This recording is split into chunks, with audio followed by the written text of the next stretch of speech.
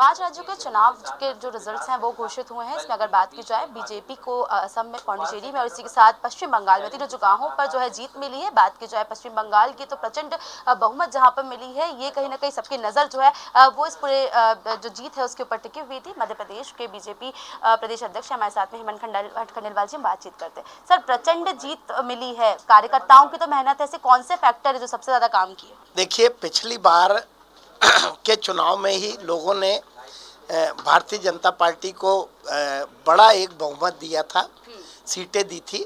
उसी समय संकेत मिल रहे थे कि आने वाले समय में ममता बनर्जी के कुशासन से इस प्रांत को मुक्ति मिलेगी।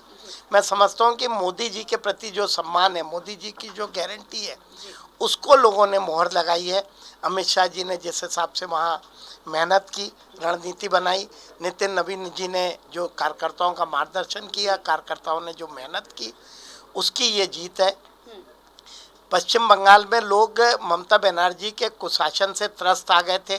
जिस हिसाब से वे विदेशी नागरिकों का प्रोटेक्शन करती थी, देश विरोधी ताकतों को आगे बढ़ाने का काम करती थी, तो एक मत होकर लोगों ने उनके शासन को उखाड़ने का काम किया। सर, जिस तरह से आप कुशासन की बात कर रहे हैं, हमने देखा महिलाएं सड़कों पर थी। उन्होंने कहा कि अब लगता है कि वो भी खुलकर सांस ले पाएंगी, 11 बजे रात को वो भी सड़कों पर निकल पाएंगी, क्योंकि निश्चित तौर पर वहां पर महिलाओं ने, कह सकते हैं कि जो आधी आबादी है, उन्होंने काफी सपोर्ट किया है आपको, क्योंकि वो कहीं ना कहीं फ्रस्ट्रेट हो चुकी थी जिस तरह से लगातार वहां पे क्राइम बढ़ रहे थे।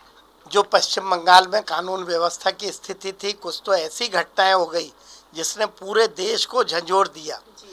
पूरे देश का ध्यान था कि कानून व्यवस्था के मामले में देश में सबसे ज़्यादा पश्चिम बंगाल पिछड़ता जा रहा है, और इसलिए वहाँ के नागरिकों ने, जैसा यूपी है, जैसा एमपी है, जैसा गुजरात है, जैसा असम है, उसी तरह के मॉडल पे काम करने के लिए भारतीय जनता पार्टी की, मोदी की सरकार को चुना है। सर, जीत तो मिल गई, अब प्राथमिकताएं क्या होंगी पश्चिम बंगाल को लेकर, क्योंकि कई ऐसे फैक्टर्स हैं जिनको लेकर काम करने की आवश्यकता है, जिनको आपने उठाया भी था, हम चुनाव के दौरान हम देख रहे थे, तो लोगों को काफी उम्मीद है। क्या ऐसे फैक्टर्स होंगे जिन पर सबसे ज्यादा फोकस होगा?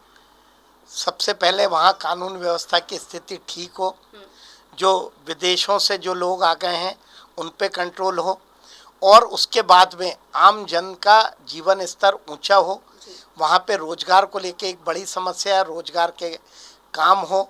और पश्चिम बंगाल जो एक ज़माने में, अगर हम इतिहास में देखें तो शायद सबसे समृद्ध कहीं की सभ्यता थी, तो उसमें पश्चिम बंगाल की आती थी।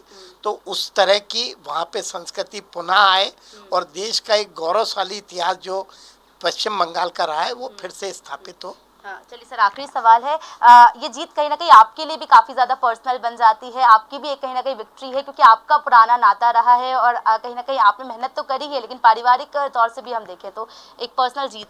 देखिए, मेरा तो अभी व्यक्तिगत पश्चिम बंगाल, मेरे मध्य प्रदेश के कार्यकर्ता गए थे, जिनका एक गिलहरी का रोल उनका भी था।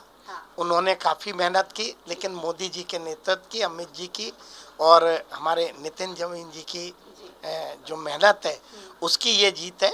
मेरा कलकत्ते से सिर्फ इतना नाता है कि मेरी ससुराल पश्चिम बंगाल की है।